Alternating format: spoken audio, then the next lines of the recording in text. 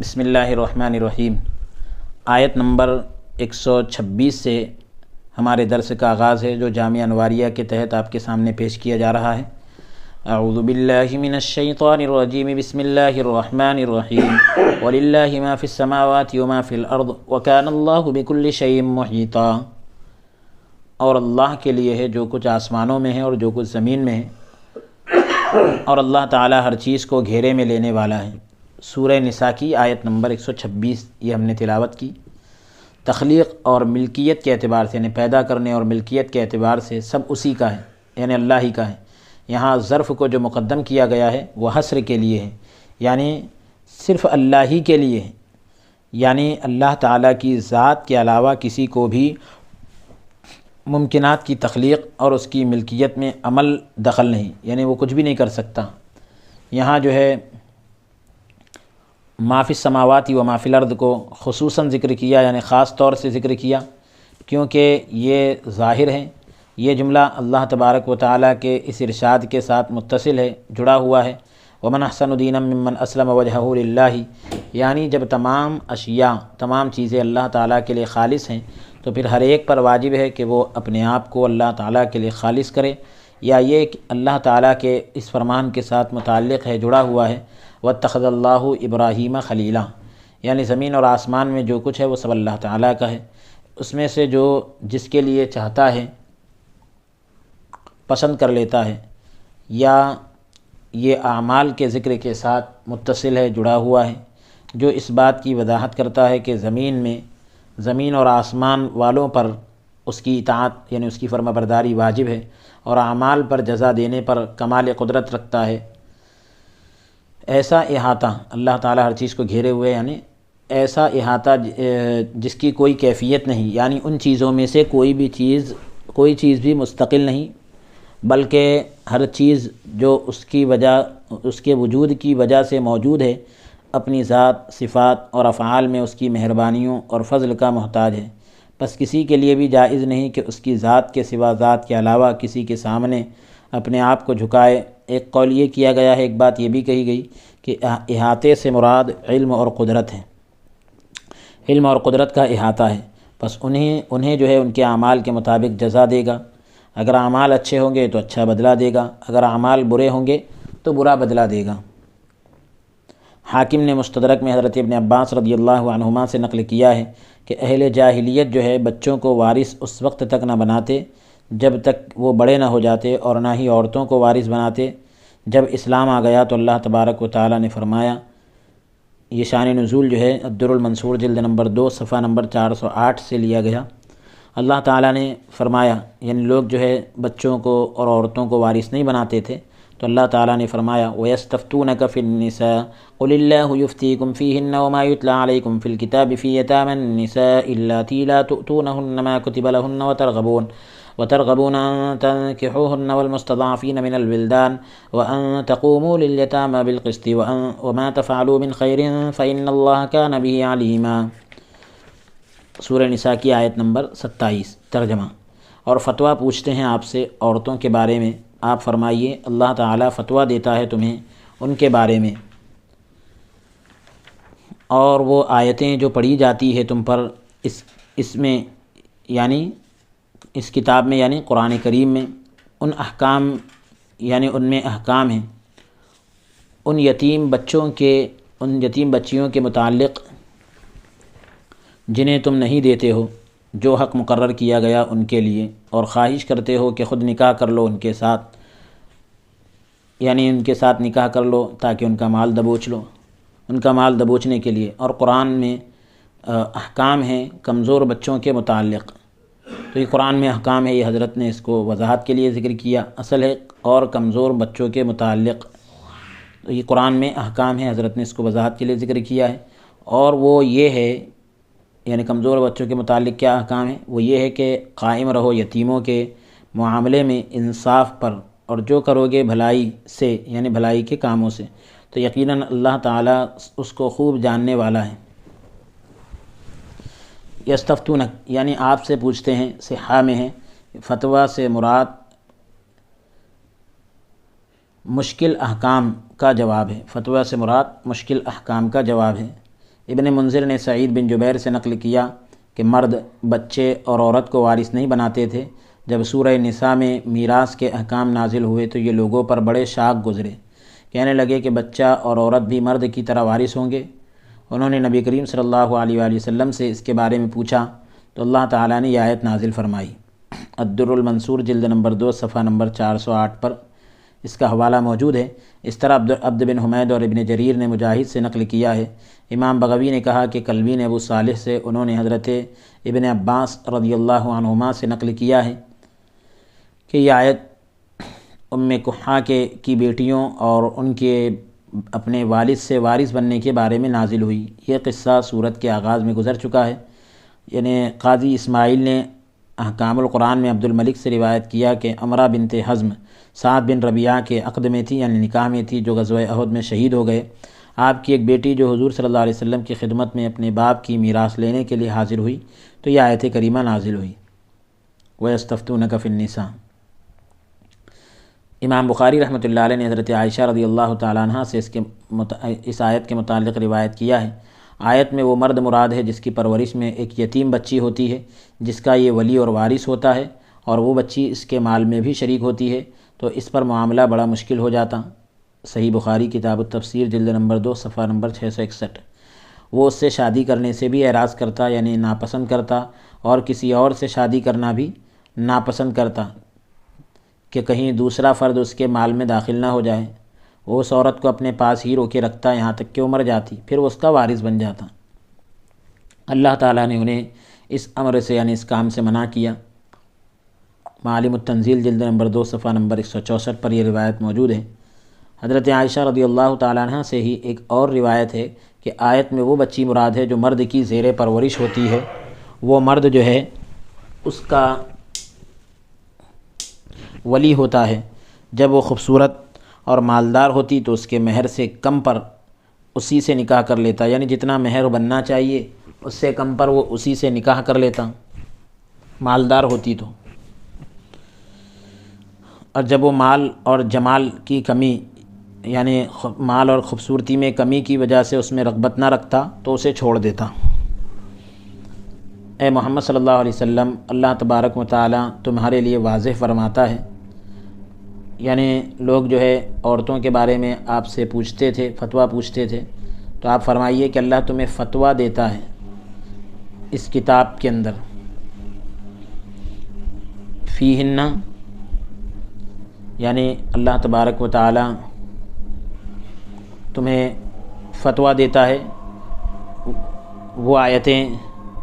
جو پڑھی جاتی ہے کتاب میں ان کے اندر تمہارے لیے احکام ہیں۔ تو اے محمد صلی اللہ علیہ وسلم، اللہ تعالیٰ تمہارے لیے واضح فرماتا ہے۔ اس میں موصول جو ہے ماں کا عطف وما یتلا علیکم، تو اس کا جو عطف ہے لفظ جلالت اللہ پر ہے۔ یفتیکم یا یفتیکم میں موجود پوشیدہ یعنی چھپی ہوئی ضمیر پر ہے، فاصلے کی وجہ سے یہ جائز ہے۔ تقدیر کلام یوں ہوگی، یعنی اس طرح ہوگی، یفتیکم اللہ فیہن و یفتیکم فیہن کتابہ، یعنی اللہ تمہیں اس بارے میں فتویٰ دیتا ہے اور تم کو اس بارے میں اللہ کی کتاب بھی فتویٰ دیتی ہے۔ تو مراد جو ہے آیت میراث ہے۔ امام بخاری رحمۃ اللہ علیہ اور امام مالک نے حضرت عائشہ رضی اللہ تعالیٰ عنہ سے روایت کیا ہے کہ آپ نے فرمایا کہ اس میں ما یتلا سے اشارہ وَإِنْ خِفْتُمْ أَلَّا تُقْسِطُوا فِي الْيَتَامَىٰ کی طرف ہے، یا اللہ تبارک و تعالیٰ کا یہ فرمان وَآتُوهُ النِّسَاءَ صَدُقَاتِهِنَّ نِحْلًا، اور اسی طرح کی دوسری آیت یہ بھی جائز ہے کہ یہ جملہ معترضہ ہو۔ مقصود ان آیات کی عظمت بیان کرنا ہے جو ان پر تلاوت کی جاتی ہے، اس شرط پر کہ اس میں موصول مبتدا ہو اور فی الکتاب اس کی خبر ہو۔ کتاب سے مراد لوح محفوظ ہے۔ یہ بھی جائز ہے کہ اس میں موصول فعل محذوف کی وجہ سے منصوب ہو، معنی یہ ہوگا جو تم پر تلاوت کیا جاتا ہے اس کی وضاحت کر دے، یا قسم کی وجہ سے محل جر میں ہو، گویا کلام یوں کی گئی ہے، یعنی کلام اس طرح کیا گیا کہ جو تم پر تلاوت کی جاتی ہے میں اس کی قسم اٹھاتا ہوں۔ یتلا علیکم فی الکتاب فی یتام النساء اللاتی، یعنی ان یتیم بچیوں کے متعلق، یہ جو ہے یتلا کے متعلق ہے۔ اگر اس میں موصول کو ما قبل پر عطف کیا جائے یا اس میں موصول منصوب یا مجرور ہو یا ان کے متعلق جو تم پر تلاوت کی جاتی ہے یہ یفتیکم کا دوسرا صلہ ہے، وہ یتیم عورتوں کے سبب سے ان عورتوں کے متعلق پوچھتا ہے جس طرح حضور صلی اللہ علیہ وآلہ وسلم کے اس ارشاد میں ہے ایک عورت بلی کی وجہ سے جہنم میں داخل ہوئی۔ یہ اضافت بیانیہ ہے کیونکہ مضاف الیہ مضاف کی جنس سے ہے، یعنی میراث سے مراد جو کچھ تم ان کو دیتے ہو، یعنی وما یتلی علیکم فی الکتاب فی یتامی النساء اللاتی لا تؤتونہن ما کتب لہن، جو تم ان کو دیتے ہو یعنی میراث یا مہر اور اس کے علاوہ دوسرے حقوق میں سے جو ان کے لیے فرض کیے گئے۔ وترغبون ان تنکحوہن، یعنی جب خوبصورت ہو تو ان سے نکاح میں رغبت رکھتے ہیں، جب بدصورت ہو تو ان سے نکاح کرنے میں اعراض کرتے ہیں یعنی منہ موڑتے ہیں۔ ابن منذر نے حضرت حسن اور ابن سیرین سے اس آیت کے متعلق روایت کیا ہے کہ ایک نے کہا کہ اس کا معنی ہے کہ تم ان میں رغبت رکھتے ہو، اور دوسرے نے کہا کہ اس کا معنی ہے کہ تم ان سے اعراض کرتے ہو یعنی منہ موڑتے ہو۔ الدر المنصور جلد نمبر 2 صفحہ نمبر 410۔ ابن ابی شیبہ نے حضرت حسن بصری سے روایت کیا ہے کہ تم ان سے اعراض کرو، واو یا تو عطف کے لیے ہے یا حال کے لیے ہے۔ پھر اس کے بعد ذکر کیا گیا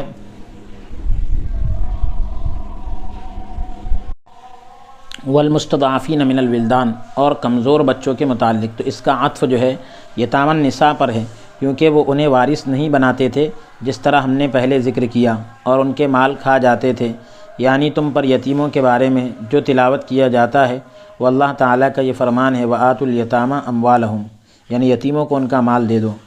پھر اس کے بعد ہے وان تقوموا للیتامی بالقسط، قائم رہو یتیموں کے معاملے میں انصاف پر، تو اس سے مراد یعنی تم پر یتیموں کے بارے میں جو تلاوت کی یا اس سے مراد میراث اور احوال میں انصاف کرنا ہے۔ اس کا عطف بھی یتامی النساء پر ہے، یعنی تم پر تلاوت کیا جاتا ہے کہ تم یتیموں کے ساتھ انصاف کرو۔ یہ معنی کرنا اس وقت درست ہوگا جب یتامی النساء یتلا کے متعلق ہو، اگر تو اسے بدل بنائے تو پھر فیہنہ کے محل پر عطف کرنے کی وجہ سے منصوب پڑھنا مناسب ہوگا۔ ان تقوموا کو فعل کے مضمر ماننے کے ساتھ بھی نصب دینا یعنی زبر دینا جائز ہے، یعنی اے ائمہ یا اے اولیاء اللہ، یا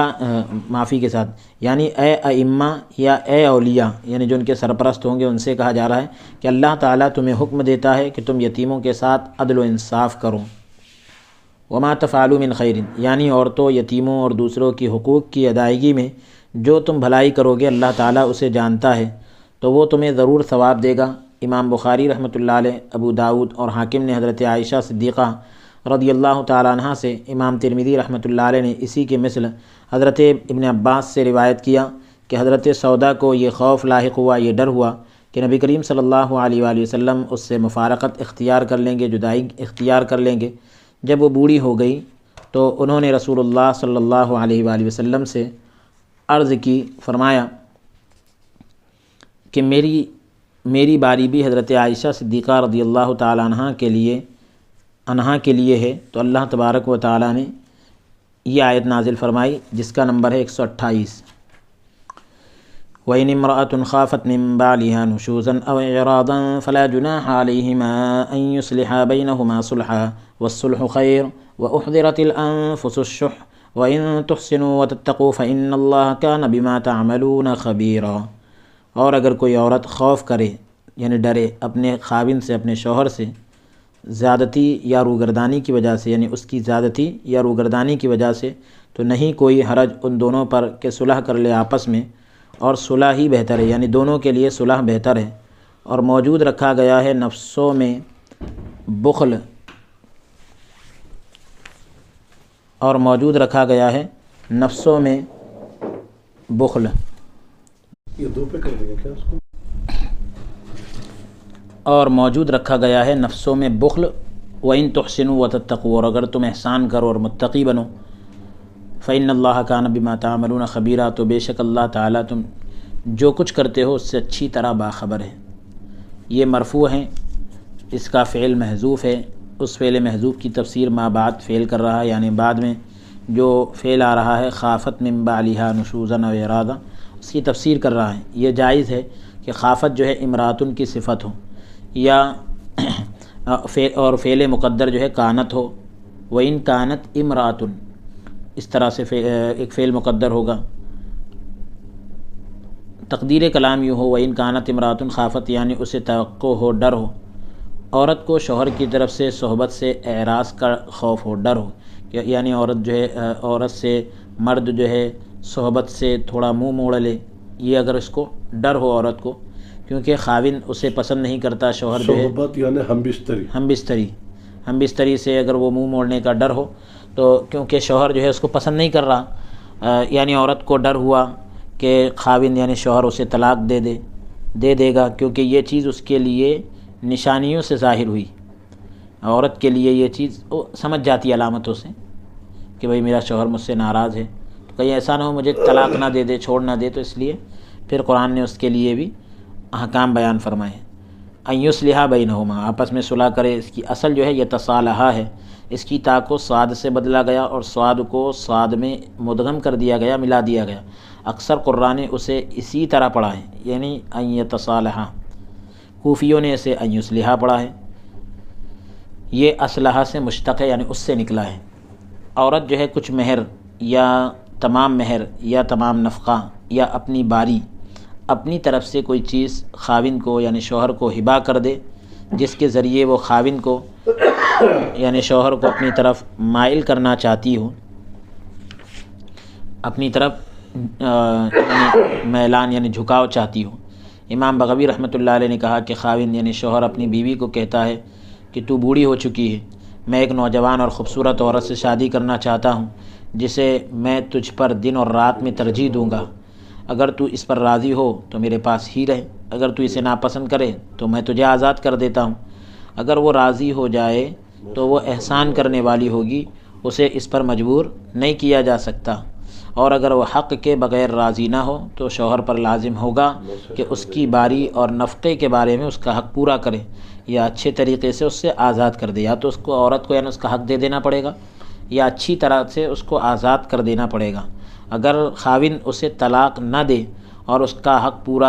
پورے کا پورا ناپسندیدگی کے باوجود دیتا رہے تو پھر مرد محسن کہلائے گا، یعنی احسان کرنے والا کہلائے گا۔ مرد کا احسان ہوگا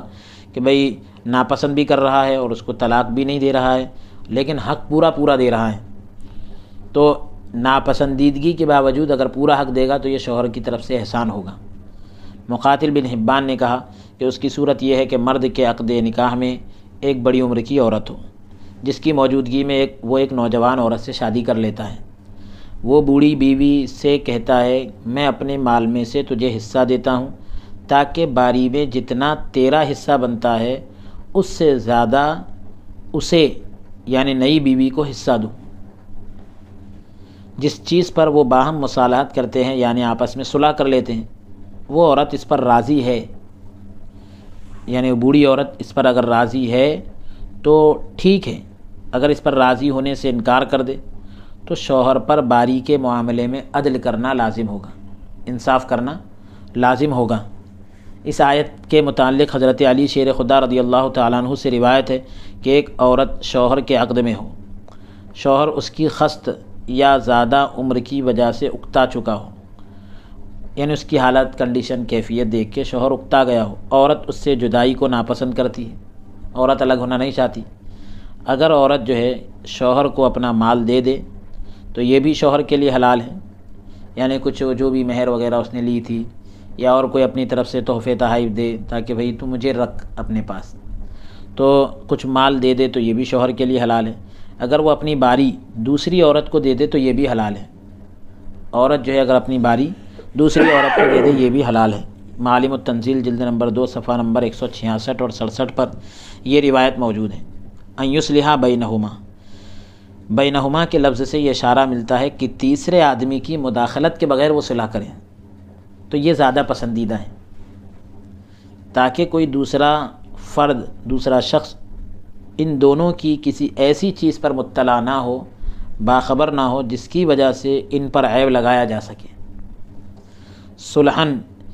ان یصلح بینہما صلحا، صلحن یہ مفعول مطلق ہے اور بینہما یہ مفعول بہ ہے یا مفعول بہ محذوف ہے یعنی چھپ گیا ہے. یہ چیز حضرت نے جس کی طرف اشارہ کیا یہ بہت اہم ہے. موجودہ دور میں اس کی بہت زیادہ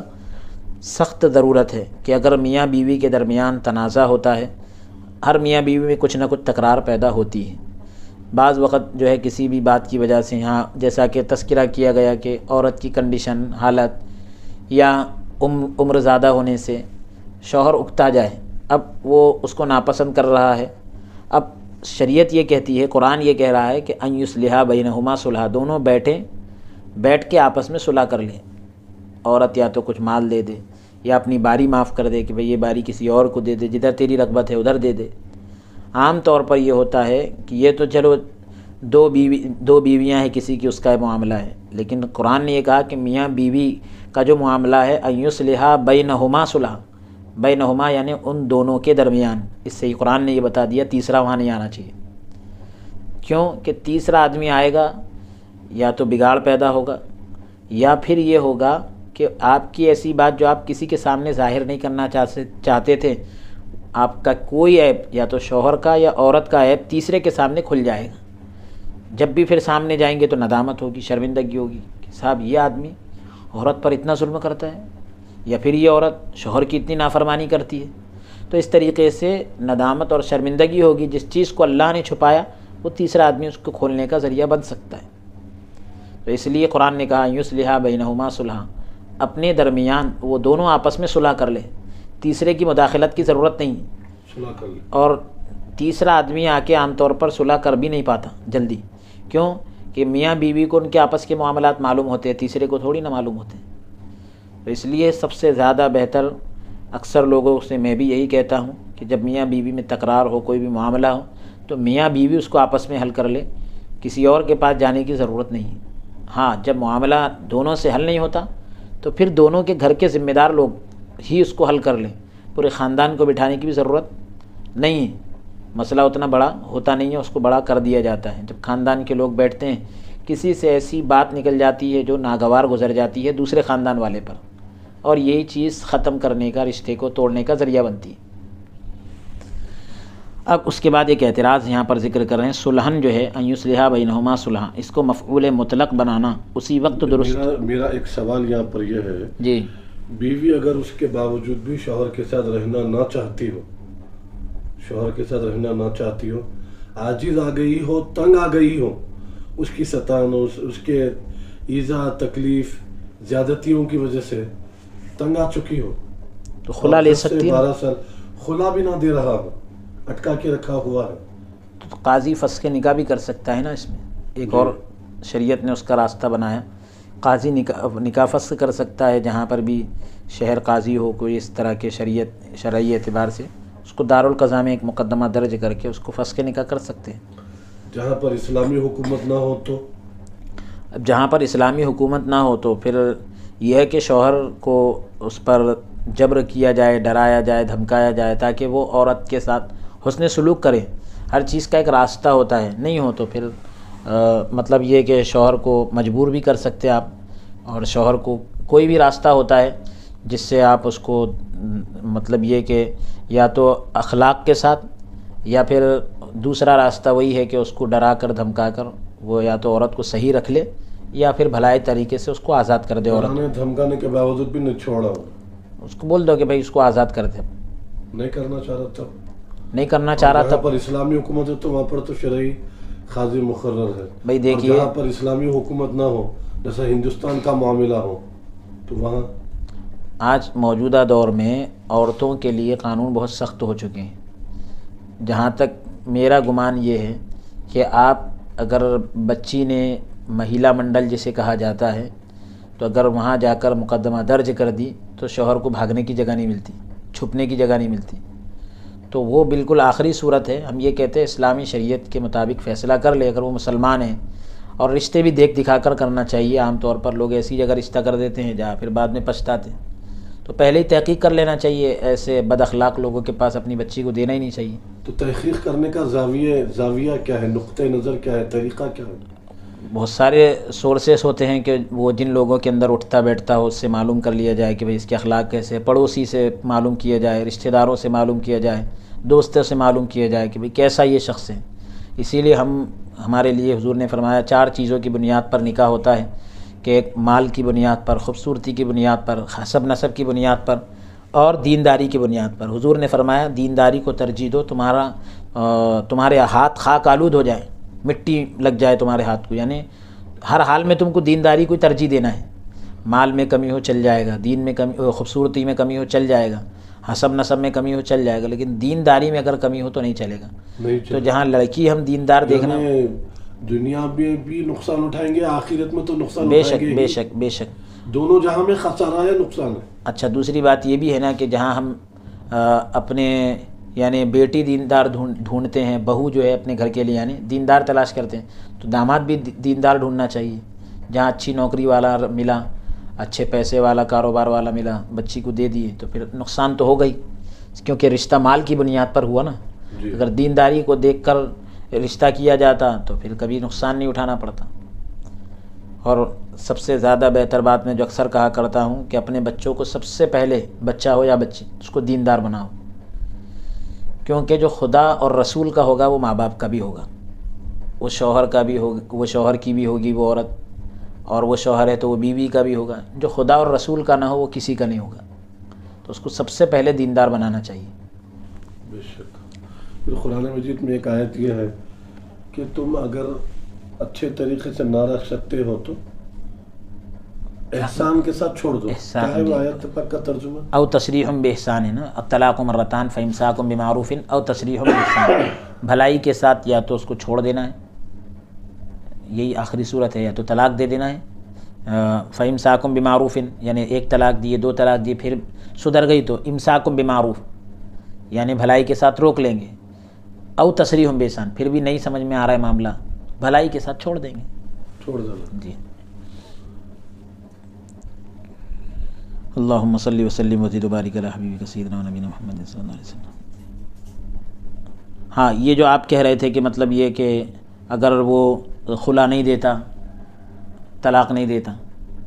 طلاق بھی نہیں دے رہا اور خلا کے لیے بھی راضی نہیں، دیکھا گیا ہے کہ یہ جو چیز کورٹ میں جب جاتی ہے تو بعض لوگ جب نہ چھوڑنے کی وہ لوگ ٹھان لیتے ہیں، ضد کر لیتے ہیں، تو 10 سال 15 سال تک عورتوں کو لٹکا کے رکھ دیتے ہیں۔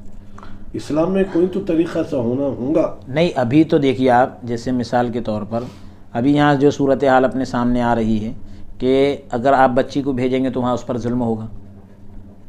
تو بہتر صورت یہ ہے کہ آپ اس کو وہاں بھیجیں گے تو ہو سکتا ہے کہ وہ ظلم آگے بڑھ کر اس کی جان جانے کا بھی اندیشہ ہو سکتا ہے۔ جی،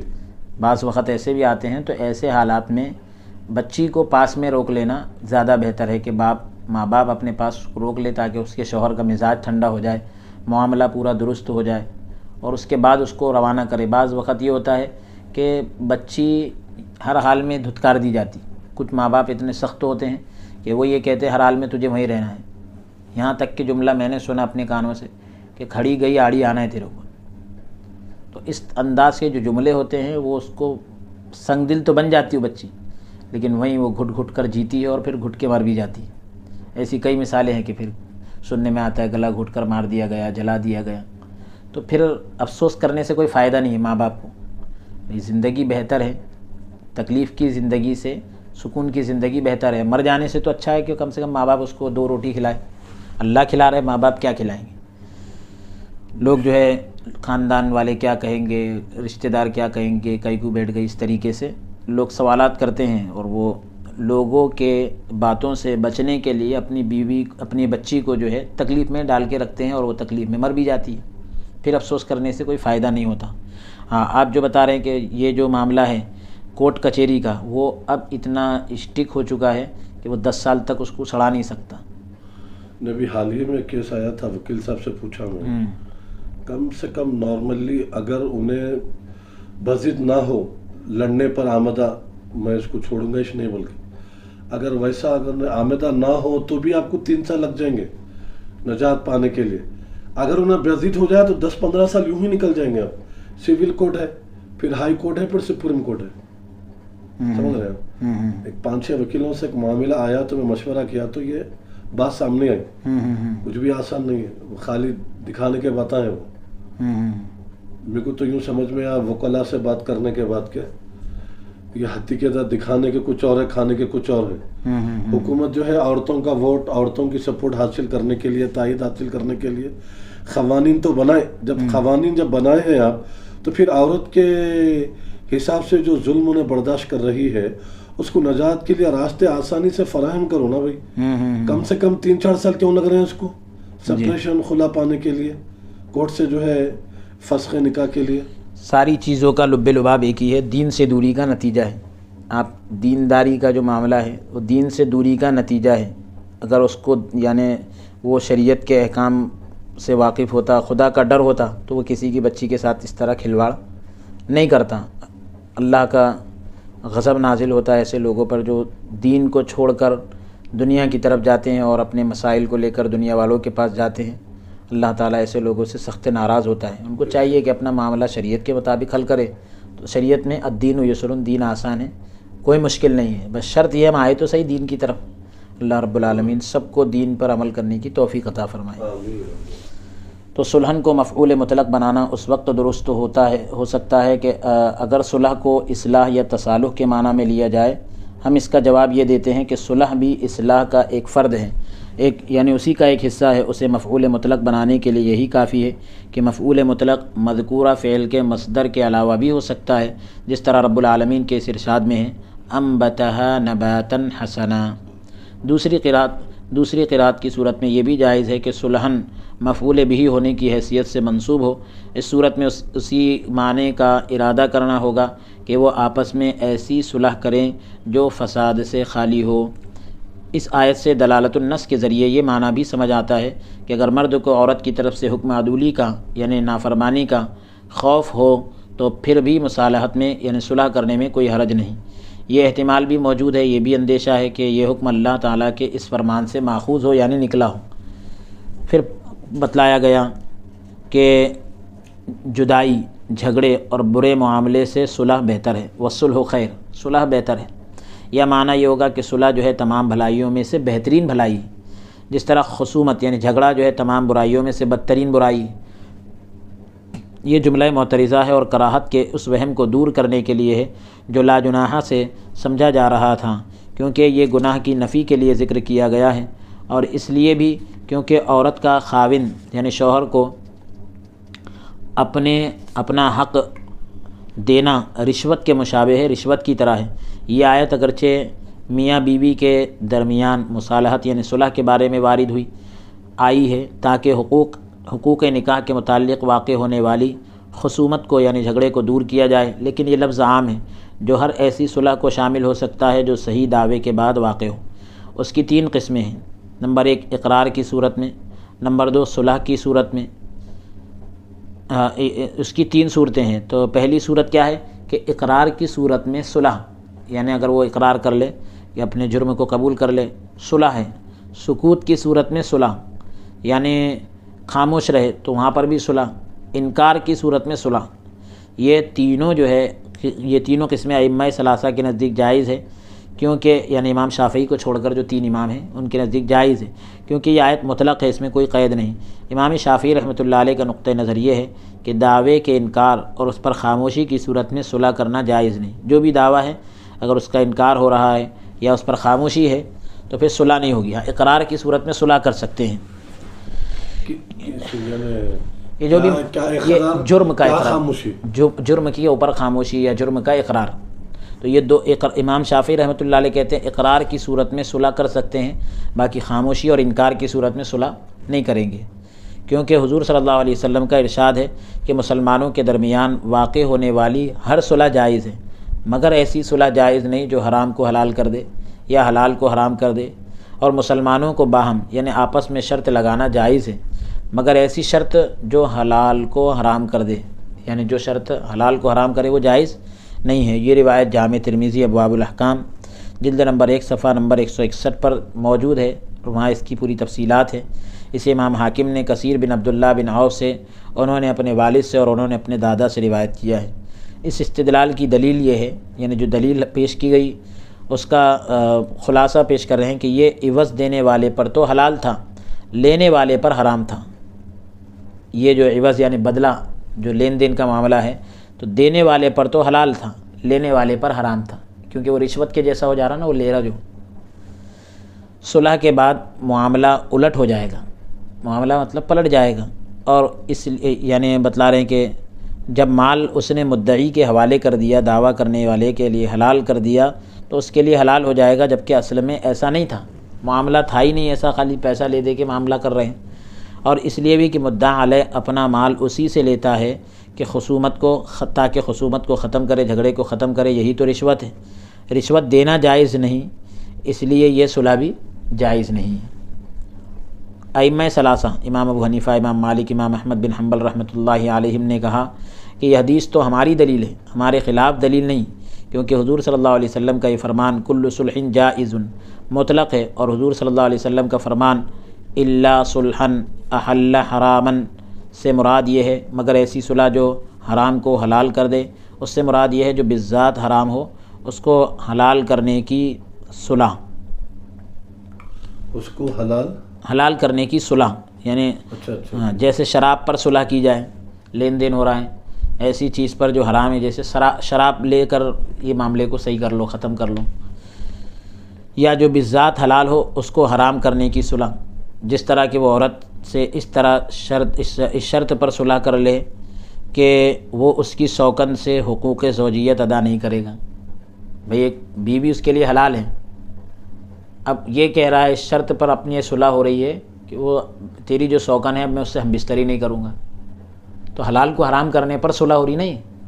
یہ جائز نہیں، ایسی صلح نہیں کرنا چاہیے۔ یا پھر حرام کو حلال کر دیں، بھئی اس شرط پر میں تم سے راضی ہوں کہ میں شراب پیوں گا، یا میں آپ کو شراب دوں گا، یا آپ مجھے شراب دیں گے، تو اس طریقے سے حرام کو حلال اور حلال کو حرام کرنے پر صلح ہو رہی ہے، وہ جائز نہیں ہے۔ کیا آپ دیکھتے نہیں کہ جب کوئی شوہر اپنی بیوی کو طلاق دینے کا ارادہ کرے، عورت جو ہے مرد سے اس شرط پر صلح کرتی ہے کہ وہ اسے طلاق نہ دے، اور وہ اپنی باری اپنی سوکن کو دے گی، تو یہ صلح بالاتفاق جائز ہے، کیونکہ نہ اس میں حلال کو حرام کیا گیا، نہ حرام کو حلال کیا گیا، کیونکہ عورت جو اپنی مرضی سے اپنی باری دوسرے کو دے رہی، نے حلال اور حرام کا تذکرہ نہیں، کیونکہ اس نے اپنا حق ساقط کر دیا، اپنا حق معاف کر دیا ہے، جبکہ شوہر کے لیے اپنے طور پر کسی عورت کی باری میں ترجیح دینا حرام ہے، کسی عورت کی باری میں اپنے طور پر ترجیح دینا حرام ہے، جبکہ اب یعنی ترجیح دینا حرام ہے، ایک مثال دے کر فرمائیے۔ مثال کے طور پر بھئی ایک عورت کی باری ہے ہفتے کے دن، آپ اس کی باری میں دوسری عورت کو اہمیت دے رہے ہیں، جبکہ اس سے جمعہ کے دن ملاقات کر چکے، تو اہمیت دینا، جبکہ اب باہم رضامندی کے بعد یہ حلال ہے، آپسی رضامندی کے بعد آپ ایک ہی عورت سے پورا ہفتہ ملاقات کر سکتے۔ دعوے پر خاموشی اور انکار کی صورت میں دعوے صحیح کے بعد صلح شمار ہوگی، جو جائز ہونے کا تقاضا کرتی ہے، کیونکہ مدعی یعنی جو دعویٰ کر رہا ہے اپنے گمان کے مطابق اپنے حق کے عوض پر صلح کرتا ہے، یعنی بدلے میں صلح کر رہا ہے، یہ جائز ہے، اور مدعا علیہ یعنی جس کے خلاف دعویٰ کیا گیا خصومت سے یعنی جھگڑے سے اپنی جان چھڑانے کے لیے صلح کرتا ہے، یہ بھی جائز ہے، کیونکہ جان کو بچانے کے لیے مال دینا اور ظلم ختم کرنے کے لیے رشوت دینا یہ بھی جائز ہے، مگر جو یہ جانتا ہے کہ مدعی کا اس پر حق ہے اور یہ مدعی کے لیے اقرار نہیں کرتا، جس کی وجہ سے مدعی اپنا حق ثابت کرنے سے عاجز رہتا ہے، اور وہ اپنے بعض حق پر یعنی کچھ حق پر مصالحت کر لیتا ہے، صلح کر لیتا ہے، مدعا علیہ کے لیے جس کے خلاف دعویٰ کیا گیا اس کے لیے عند اللہ یعنی اللہ کی بارگاہ میں یہ حلال نہیں، اللہ کے پاس یہ چیز حلال نہیں، اس پر یعنی اس بات پر تمام علماء کا اجماع ہے، اتفاق ہے، کیونکہ اس نے مدعی کا حق غصب کیا ہے، یعنی چھین لیا ہے، مدعی کا حق غصب کیا ہے، مگر جب اسے جانتا ہی نہیں اور اس پر دعویٰ کر دیا گیا، تو تینوں ائمہ کے نزدیک یہ صلح جائز ہے، امام شافعی کو چھوڑ کر۔ امام شافعی رحمۃ اللہ علیہ نے اس سے منع کیا ہے۔ اچھا، تینوں ائمہ کے نزدیک کیا جائز ہے؟ یہ صلح جو ہے جائز ہے، یعنی جب یہ بعض حق پر صلح کر لیتا ہے تو مدعا علیہ کے لیے عند اللہ حلال نہیں ہے، برابر؟ بعض حق جیسے یعنی کچھ تھوڑا بہت حق، کچھ تھوڑا حق، یعنی لیکن اب یعنی اس پر تمام علماء کا اتفاق ہے، کیونکہ اس نے مدعی کا حق غصب کیا ہے، جو دعویٰ کر رہا ہے اس کا حق اس نے غصب کیا ہے، لے لیا ہے، مگر جب وہ اسے جانتا ہی چھین لیا ہے، ہاں چھین لیا ہے، مگر جب وہ اسے جانتا ہی نہیں اور اس پر دعویٰ کر دیا گیا، اس کو پتہ ہی نہیں کچھ کہ بھئی میرے سے ایسی غلطی ہو رہی ہے، اس پر دعویٰ کر دیا گیا، تو تینوں ائمہ کے نزدیک یہ صلح جائز ہے لا علمی کی بنیاد پر۔ اس کو پتہ نہیں کہ میرے ساتھ یہ کیا معاملہ ہوا اور یہ میرے اوپر کوئی حق تھا، اس کو کوئی علم وغیرہ نہیں ہے، یا یوں کہہ لیجئے کہ مجھ پر فلاں حق وارد ہوا اور مجھے اس کا علم نہیں تھا، تو لا علمی کی وجہ سے فلاں حق وارد ہوا یعنی بھئی میرے اوپر فلاں حق لازم ہے، جی اب اس کو علم نہیں ہے کہ میرے اوپر فلاں حق لازم ہے، اس نے حق ادا نہیں کیا، تو وہ اللہ کے پاس پکڑ کا ذریعہ نہیں بنے گا ایسا۔ تو اب یہ امام شافعی رحمۃ اللہ علیہ نے اس سے منع کیا، جب اس نے حق غصب کیا اور وہ اسے جانتا ہی نہیں کہ بھئی یہ میرے سے یہ غصب ہو گیا، حق غصب ہوا، حق تلفی ہوئی، تو تینوں ائمہ کے نزدیک یہ صلح جائز ہے، جبکہ امام شافعی رحمۃ اللہ علیہ نے اس سے منع کیا۔ اس کو مسئلے کی صورت میں سمجھیں کہ اگر صلح اقرار کی صورت میں ہو، جو بتلا رہے ہیں، اقرار کی صورت میں ہو تو اس میں انہی چیزوں کا اعتبار کیا جائے گا جو بیع و شراء میں معتبر ہوتی ہے، اعتبار کیا جاتا ہے خرید و فروخت میں۔ اگر صلح مال کے بدلے مال سے ہو تو اس میں بیع کے غیر منقولہ ہونے کی صورت میں شفع ہو سکے گا، تھوڑا سا میں بتا رہا ہوں، بیع کے غیر منقولہ ہونے میں یعنی ایسی چیز کی بیع ہو رہی ہے کہ جس کو منتقل نہیں کیا جا سکتا، ایک جگہ سے دوسری جگہ نہیں لے جایا جا سکتا، جیسے زمین ہے، مکان ہے، تو اس کو ایک جگہ سے دوسری جگہ نہیں لے جا سکتے، عیب کی وجہ سے اسے لوٹایا جا سکے گا، اس میں خیار رویت اور خیار شرط ثابت ہوگا، یعنی دیکھنے پر اگر کوئی عیب نکلے تو اس کو لوٹانا پڑے گا، یا پھر یہ کہ شرط لگائی گئی تھی کہ اگر کوئی عیب ہو یا مجھے 3 دن کا اختیار ہے، اس شرط پر اس نے خریدا، تو ظاہر سی بات ہے 3 دن میں کوئی خرابی نکلی تو واپس کر سکتا ہے۔ بدل کی جہالت اس صلح کو باطل کر دے گی، یعنی متنازع فی چیز جس میں اختلاف ہو رہا ہے، جس میں تنازع ہے، اس کی جہالت یعنی اس کی لا علمی، یا ایسا کہہ لیجیے آپ کہ اس کا واضح طور پر نہ پایا جانا اس صلح کو فاسد نہیں کرے گی، کیونکہ وہ تو ساقط ہو جائے گی جو تنازع کا باعث نہ ہوگی، اس میں بدل کو سپرد کرنے کی قدرت بھی شرط ہے، یعنی بدل جو چیز عوض کے طور پر جو چیز طے کی گئی تو اس کو سپرد کرنے کی طاقت بھی شرط ہے، یعنی قدرت ہونا چاہیے نا۔ مثال کے طور پر اب کوئی ایسی چیز بدل میں کہہ دے جس کو وہ قدرت نہ رکھتا ہو، جیسے شیرنی کا دودھ لا کے دینے کی بات ہے، تو اب یہ چیز کی قدرت نہیں ہے نا، آسمان سے ستارے لانا، چاند لا کے دے دوں گا، سورج لا کے دے دوں گا، اس طرح سے، تو قدرت بھی شرط ہے، طاقت ہونا چاہیے، قدرت بھی شرط ہے، تب جا کے وہ چیز لازم ہوگی۔ اگر یہ صلح مال کے بدلے منافع سے ہو، یعنی جو اس کا فائدہ ہے، جیسے اونٹنی مال ہے لیکن اب اس کے منافع کیا ہے، دودھ ہے، تو اگر منافع سے اگر صلح ہو رہی ہو تو اس میں اجارے کا اعتبار کیا جائے گا۔ جیسے مثال کے طور پر یہ کمرہ ہے، یہ کمرہ اس کے منافع کیا ہے، اس میں رہنا، کرائے پر دینا، تو اس میں کرائے کا اعتبار ہوگا، یہ مکان کی قیمت کا اعتبار نہیں ہوگا، اجارے کا اعتبار ہوگا، اور اس میں وقت کی تعین شرط ہوگی، مدت کے اندر ایک فریق بھی ہلاک ہو گیا تو یہ صلح ختم ہو جائے گی۔ مسئلہ مدت کے اندر ایک فریق بھی ہلاک ہو گیا، یعنی جو صلح کی جو مدت تھی اس میں دونوں میں سے کوئی بھی انتقال ہو جائے تو یہ صلح ختم ہو جائے گی۔ جی۔ مسئلہ مدعا علیہ کی طرف سے دعوے کے بارے میں خاموشی، ابھی اقرار کی بات چل رہی تھی، اب خاموشی اور انکار ہے اگر، تو انکار کی صورت میں اور خاموشی کی صورت میں جس مال پر صلح کی جائے گی وہ قسم کا فدیہ ہوگا، اور مدعی کے حق میں اس کے دعوے کا معاوضہ ہوگا، یعنی وہ فدیہ کہلائے گا، اور جو بھی دعویٰ ہوا ہے اس کا معاوضہ یعنی اس کا بدلہ کہلایا جائے گا۔ اگر قسم تو نہیں کھائی گئی، پھر یہ قسم کا ذکر کیوں کیا جا رہا ہے؟ مطلب یہ کہ قسم توڑنے پر جو فدیہ دیا جاتا ہے اتنا مال دیا جائے گا۔ اچھا، اگر دعویٰ ایک گھر کے بارے میں تھا اور مدعا علیہ نے یعنی جس کے خلاف دعویٰ کیا گیا اس نے قسم سے بچنے کے لیے کسی مال پر صلح کی تو اس گھر پر شفاع نہ کیا جا سکے گا۔ یہ شفاع کی تفصیلی بحث ہے، مطلب یعنی کوئی بھی چیز کسی کے حق میں آتی ہے اور وہ چیز، جیسے مثال کے طور پر کسی نے کوئی گھر خریدا یا بیچا، اب گھر بیچا تو اس کا ایک پڑوسی ہے، یا وہ گھر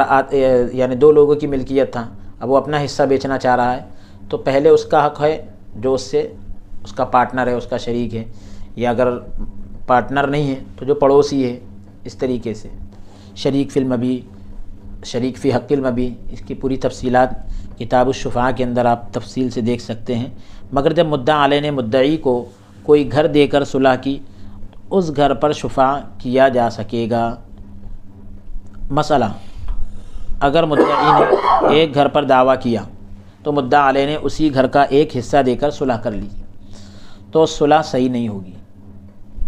کیونکہ اس نے جس چیز پر قبضہ کیا وہ تو اس کے حق میں سے ہی ہے، وہ تو اسی کے حق میں سے، وہ بھی اپنے دعوے پر باقی رہے گا. ہاں یہ صورت ہو سکتی ہے کہ بدلے صلح کے طور پر، یعنی صلح کے بدلے کچھ درہم بھی دے دیا، یا وہ باقی ماندہ دعوے سے برات کا اظہار کر دے، جو یعنی اب جتنا حصہ اس کا تھا وہ تو اس کو ملے گا ہی، لیکن اب جو حصہ بچ رہا ہے وہ اس سے برات کا، یعنی بھئی اس میں میرا کوئی لین دین نہیں، اس کا اظہار کر دے تو الگ بات ہے، ورنہ تو پھر یہ ہے کہ جو اصل مال ہے اس میں اس کا حصہ دینا پڑے گا. اب ایک اور مسئلہ سماعت کرے کہ عمدن یا خطان کوئی جنایت کی، یعنی جرم کیا، عمدن یعنی جان بوجھ کر، خطان یعنی غیر ارادی طور پر، بغیر ارادے کے کوئی جنایت کی ہے، جرمہ کیا ہے، پھر بھی صلح کرنا صحیح ہے، کیونکہ وہ بھی ایک حق ہے. اور اللہ تعالیٰ کا فرمان ہے فمن عفی لہ من اخیہ شیء فاتباع بالمعروف واداء الیہ باحسان. اگر مرد کی طرف سے نکاح کا دعویٰ ہو تو عورت کی جانب سے جو مال دیا جائے گا وہ خلا کا بدل تصور کیا جائے گا.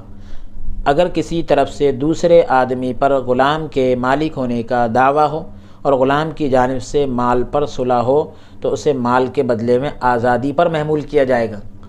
یعنی آزادی کے معنی میں لیا جائے گا. غلام کے پاس مال تو ہوتا نہیں تو اس کی آزادی کے معنی میں اس کو لیا جائے گا. مسئلہ،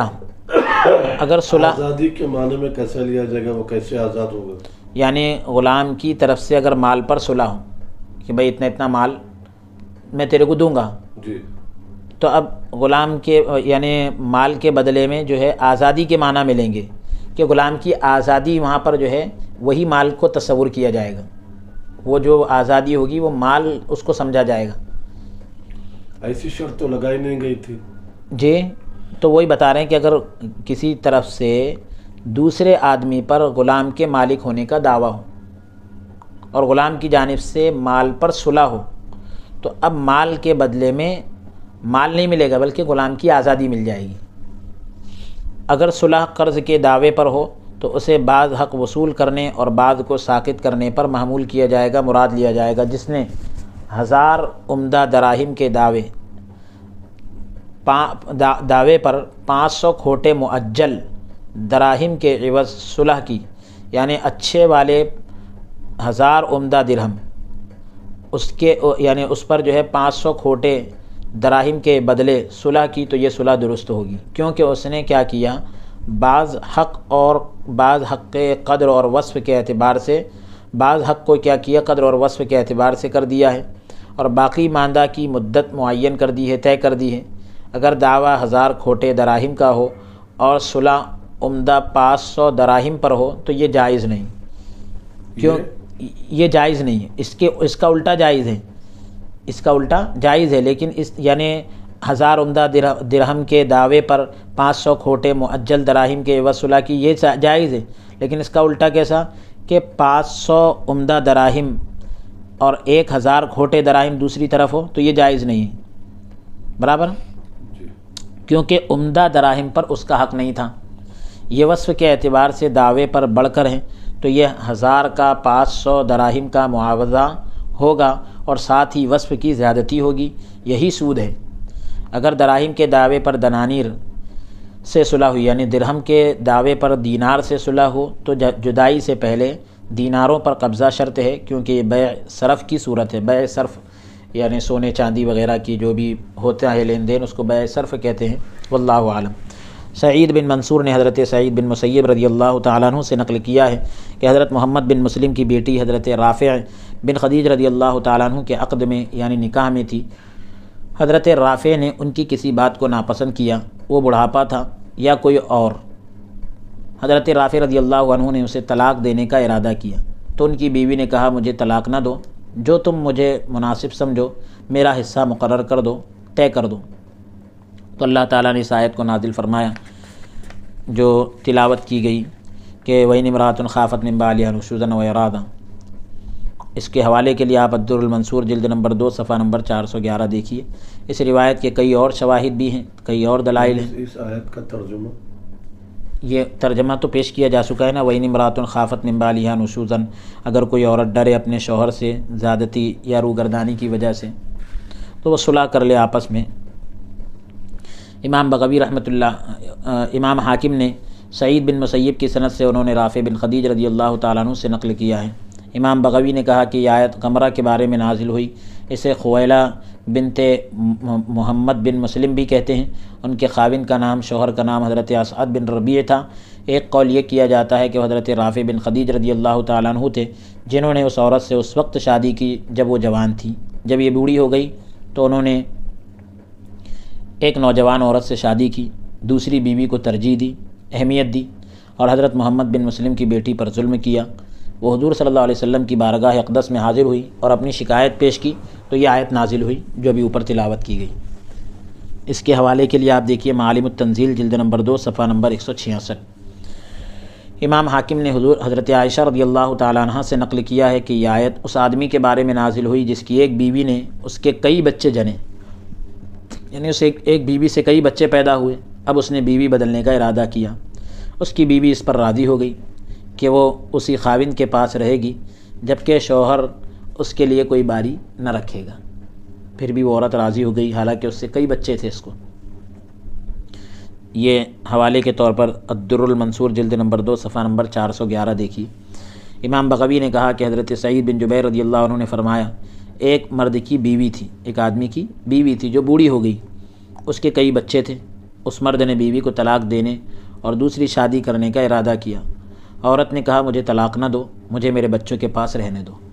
اگر چاہو تو 2 مہینے میں ایک باری میرے لیے متعین کر دو، طے کر دو اگر چاہو تو، اور اگر چاہو تو میرے لیے کوئی بھی باری نہ رکھو۔ یہ تو 2 مہینے میں ایک بار، یہ تو کوئی باری نہیں۔ مرد نے کہا اگر تو اس پر مصالحت کر لے، یعنی اس پر تو اگر صلح کر لیتی ہے تو یہ مجھے زیادہ محبوب ہے، پسندیدہ ہے۔ وہ صحابی رسول اللہ صلی اللہ علیہ وسلم کی خدمت میں حاضر ہوا، اپنا معاملہ ذکر کیا تو اللہ تعالیٰ نے اس آیت کو نازل فرمایا، یہ جو وَإِنِ امْرَأَةٌ خَافَتْ مِن بَعْلِهَا جو ابھی تلاوت کی گئی اس کو نازل فرمایا۔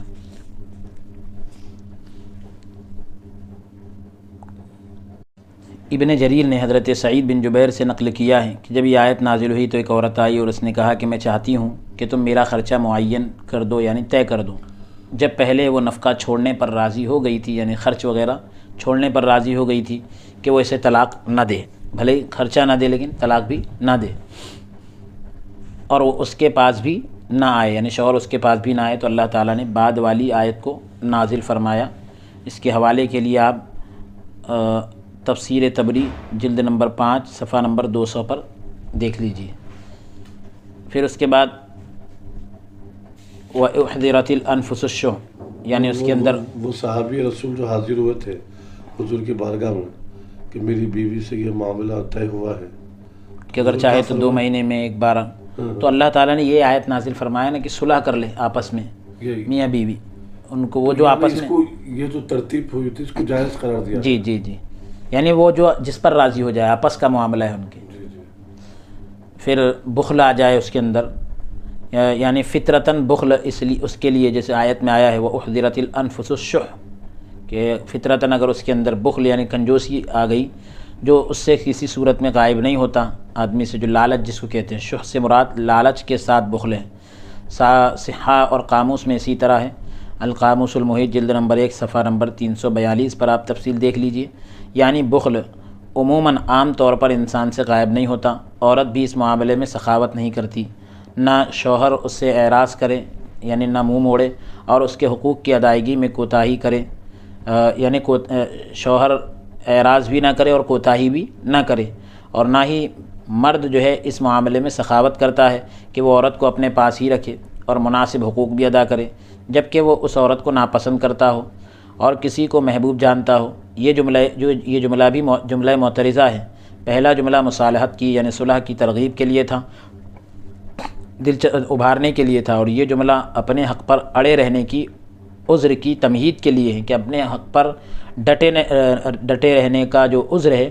اس کی ایک تمہید کے لیے، یعنی مقدمے کے طور پر اس کی ذہن سازی کے لیے، کیونکہ یہ دونوں جملہ معترضہ ہیں، اس لیے دونوں جملوں کا مختلف ہونا یعنی الگ الگ ہونا قابل معافی ہے۔ پہلا جو ہے جملہ اسمیہ ہے اور دوسرا جملہ فعلیہ ہے۔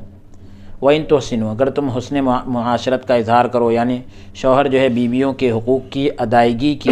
اور ان کے ساتھ عدل و انصاف قائم کرنے میں اچھا طرز عمل اپنائیں، اگر وہ عورتوں کو ناپسند کرتے ہوں اور عورتیں مردوں کے حقوق کی ادائیگی میں اچھا رویہ اپنائیں، جبکہ یہ ان کی خواہشات کے خلاف ہی کیوں نہ ہو، ان کی مرضی کے خلاف ہی کیوں نہ ہو، تو اللہ تبارک و تعالیٰ نے فرمایا وَإِن تُحْسِنُوا وَتَتَّقُوا فَإِنَّ اللَّهَ كَانَ بِمَا تَعْمَلُونَ خَبِيرًا۔ نافرمانی اور اعراض اور حق میں کمی کرنے سے بچیں، یعنی جو تم احسان یا تکلیف پہنچاتے ہو اللہ تبارک و تعالیٰ اس سے آگاہ ہے، باخبر ہے۔ احسان کرو گے اللہ اس کو بھی جان رہا ہے، اگر عورت کو تکلیف دو گے اللہ اس سے بھی باخبر ہے، تو وہ تمہیں ضرور اس پر جزا دے گا، بدلہ دے گا۔ احسان کا بدلہ اچھائی کے ساتھ ملے گا، اور جو تم اس کو تکلیف پہنچاؤ گے عورت کو تو اس پر تم کو گناہ ملے گا۔ یہاں اعمال سے آگاہی یعنی باخبر کو انہیں بدلہ دینے کی جگہ رکھا گیا۔ بدلہ دینے کی جگہ کیا کہا گیا؟ اللہ تعالیٰ باخبر ہے، یہ نہیں کہا گیا اگر تم ایسا کچھ کرو گے اللہ تم کو اس کا وہ کرے گا، بلکہ اعمال سے آگاہی کو یعنی باخبر رہنے کو بدلہ دینے کی جگہ رکھا گیا، جو حقیقت میں جواب شرط ہے۔ اس طرح ہے جس طرح سبب کو مسبب کے قائم مقام رکھ دیا جاتا ہے، یہ ایک علم بلاغت کی اصطلاح ہے۔ سبب بول کر مسبب مراد لیا جاتا ہے، جیسے ہم عرف عام میں بہت ساری چیزیں بول دیتے ہیں کہ نل آ